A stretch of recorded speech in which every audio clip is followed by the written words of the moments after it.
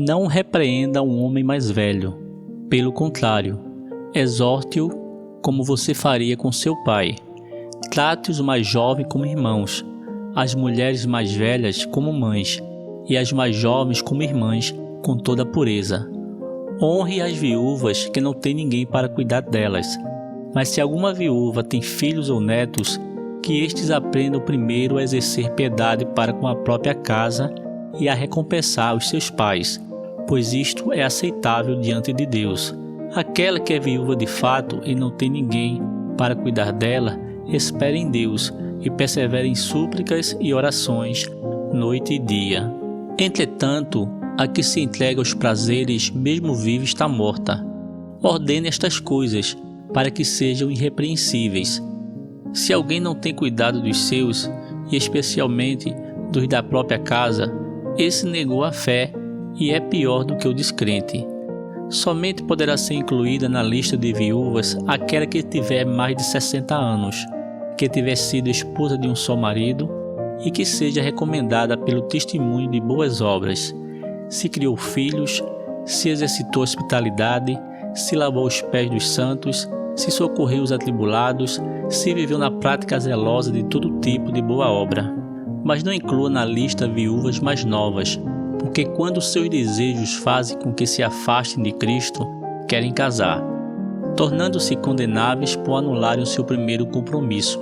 Além do mais, elas aprendem também a viver ociosas, andando de casa em casa, e não somente ficam ociosas, mas ainda se tornam fofoqueiras e intrometidas, falando o que não devem. Por isso, quero que as viúvas mais novas casem, criem filhos, sejam boas donas de casa e não deem ao adversário motivo algum para falar mal de nós, pois algumas já se desviaram seguindo Satanás. Se alguma mulher crente tem viúvas em sua família, socorra-as, para que a igreja não fique sobrecarregada e possa socorrer as viúvas que não têm ninguém.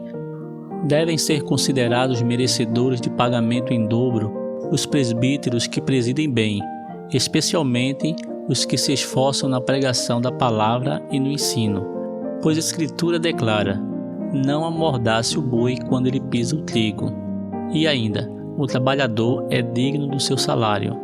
Não aceite denúncia contra o presbítero, a não ser exclusivamente sob o depoimento de 2 ou 3 testemunhas. Quanto aos que vivem no pecado, repreenda-os na presença de todos, para que também os demais temam. Diante de Deus, de Cristo Jesus e dos anjos eleitos, peço com insistência que você guarde estes conselhos, sem discriminação, nada fazendo com espírito de parcialidade. Não tenha pressa para impor as mãos sobre alguém. Não seja cúmplice dos pecados dos outros. Conserve-se puro. Não beba somente água. Beba também um pouco de vinho por causa do seu estômago e das suas frequentes enfermidades. Os pecados de alguns são notórios, mesmo antes do juízo, mas os de outros só se manifestam mais tarde. Do mesmo modo também, as boas obras se evidenciam, e aquelas que não são manifestas não poderão ficar escondidas.